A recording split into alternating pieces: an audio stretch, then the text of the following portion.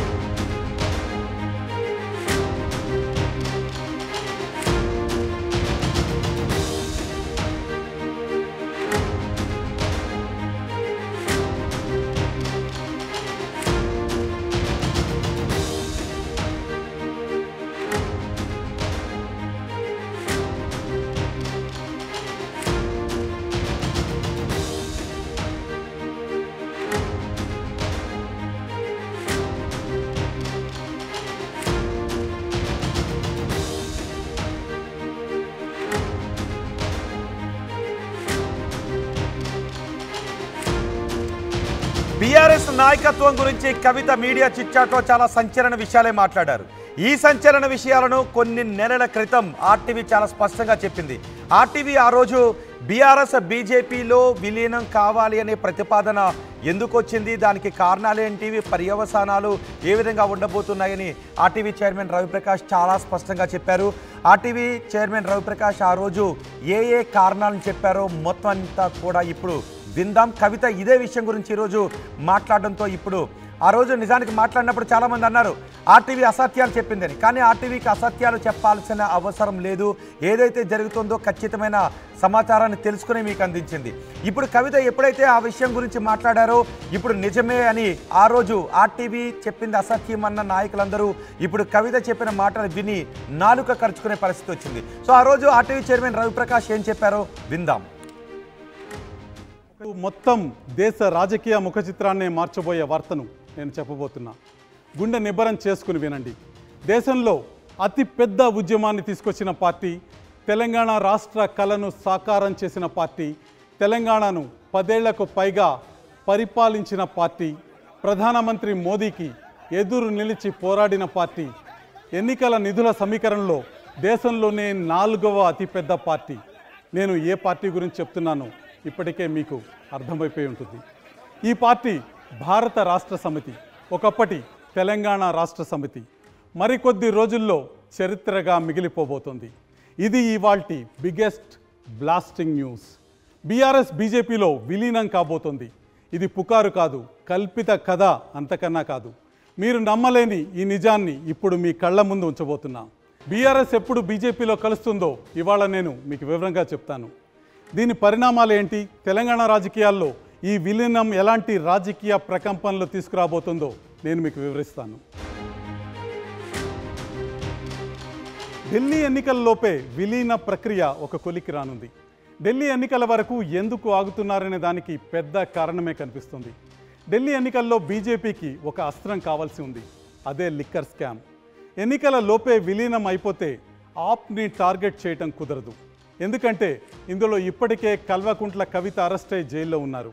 పైగా BJP BRS ఒక్కటేనని, liquor scam కక్ష సాధింపు కోసమే వాడుతున్నారని ఆప్ ఎదురుదాడి చేసే అవకాశం ఉంది. అందుకే ఢిల్లీ ఎన్నికల వరకు విలీన ప్రక్రియ ఆగుతుంది.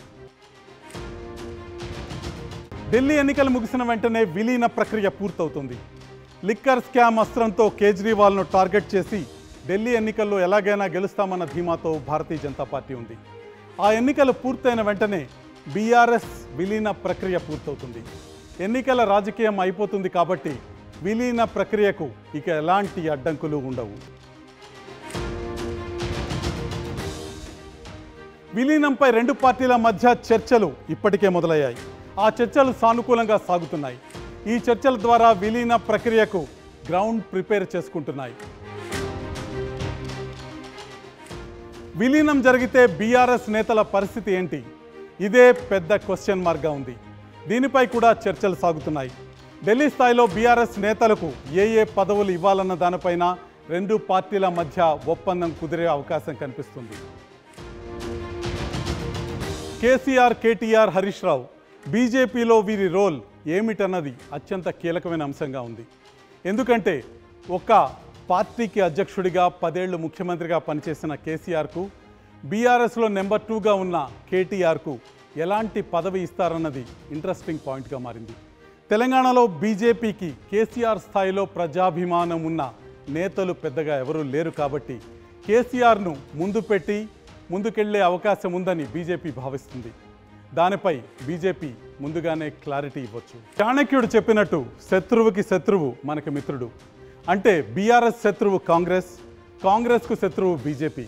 కాబట్టి కాంగ్రెస్ శత్రువు బీజేపీతో దోస్తీ కట్టాలని బీఆర్ఎస్ నిర్ణయించుకుంది.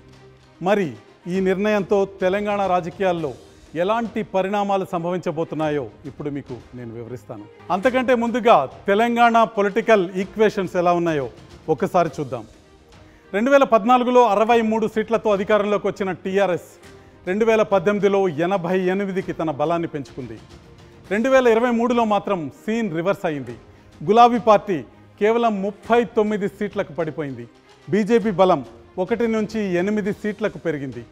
అనూహ్యంగా పుంజుకున్న కాంగ్రెస్, సిపిఐతో కలిసి 65 స్థానాలు దక్కించుకోవడం మనకు కనిపిస్తుంది. అధికారాన్ని కూడా కాంగ్రెస్ పార్టీ చేజిక్కించుకుంది.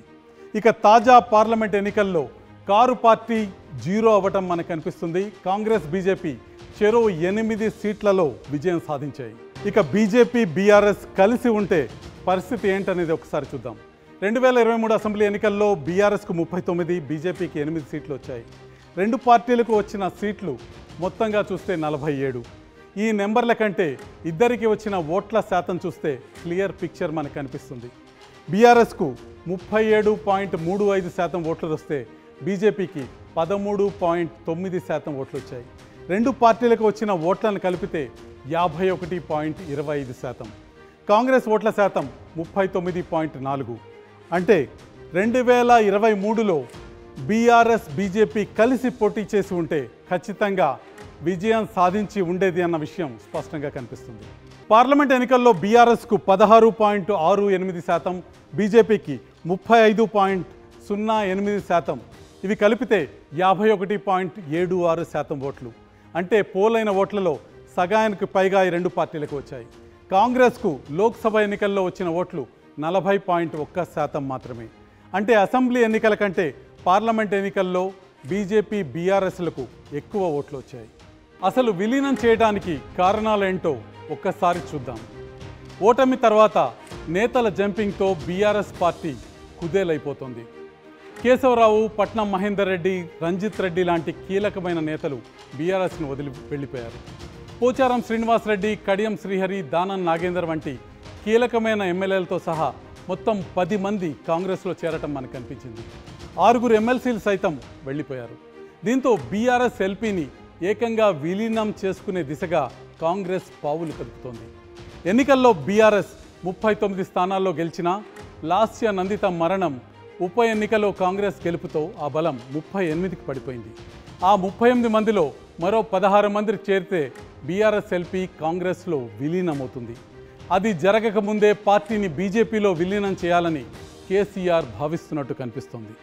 ప్రపంచంలో ఏ మూల ఏ క్షణం ఏం జరుగుతుందో వేగంగా తెలుసుకోవడానికి తొలి వెలుగు వాట్సాప్ ఛానల్ని ఫాలో చేయండి.